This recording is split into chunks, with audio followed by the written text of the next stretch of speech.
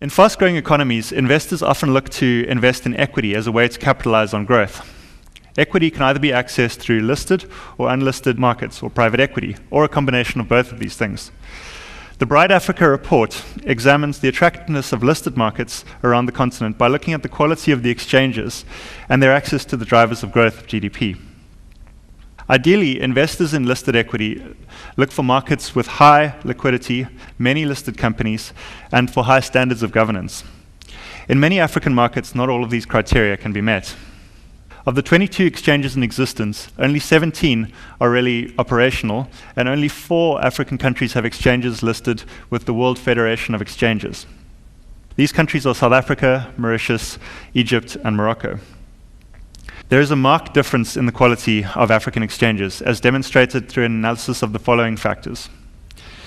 We had a look at exchanges in the factors of data availability, the number of listed companies, the value traded, and whether they're a member of the WFE. Firstly, to look at value traded and the number of listed companies. The South African JSE dwarfs the other exchanges on the continent, both in terms of liquidity and the number of listed companies. After the exchanges of Egypt, Kenya, and Nigeria, the value traded in the rest of the exchanges falls away quite dramatically, as does the number of listed companies, from the 500 or so listed on the JSE down to very low numbers. The scale on the right actually starts at 0 over here.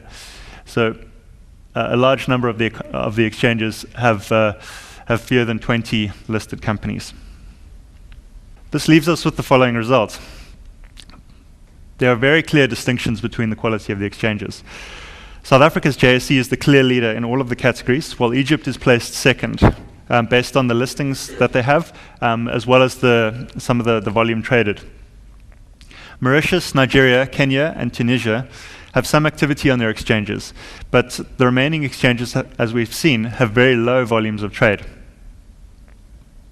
It is clear that African stock exchanges are relatively young and do not have the high numbers of listed companies that you might expect in developed markets. But this raises the question of how well you can actually access a real economy in an African country through its listed exchange. The Bright Africa report compares the composition of GDP of Africa's 4 largest economies to their stock markets as an indicator of this. Starting with South Africa, we have a look at how South Africa's GDP is broken down into sectors versus how the JSE is broken down into sectors. And you can see, although these things don't match up completely, there's a fair representation of each one, and the colors all present on both sides. This gives you an indication that you could access the South African economy fairly well through the stock market. Moving on to Egypt, the picture starts to change.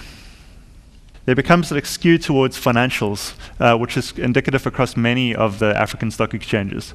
You can see that's the block down here on the Egyptian Stock Exchange, whereas financials only make up a much smaller portion of the Egyptian economy. But Egypt is still relatively good and relatively well represented on its stock exchange. In Kenya and Nigeria, this disconnect between sectors making up GDP and the stock market sector composition is even more pronounced. Financials and banks in particular dominate these exchanges, yet they form relatively small parts of the real economies. Nigeria is a particularly interesting case, as the stock market bears very little resemblance to the actual economy. The energy sector in particular is not a significant component of the stock market, but it comprises around 40% of the country's GDP. Perhaps most interestingly, it is difficult for investors to gain exposure to the growth in Nigerian discretionary spending, which is one of the key areas of accessing the African consumer growth story. This mismatch of sectors is even more pronounced on the other African exchanges, which we haven't even shown in this case. So while investing in listed equity is a useful route for many investors to access growth in Africa, based on this analysis, it looks like it can't be the only route. So investors should consider supplementary ways to gain a more complete exposure to African growth.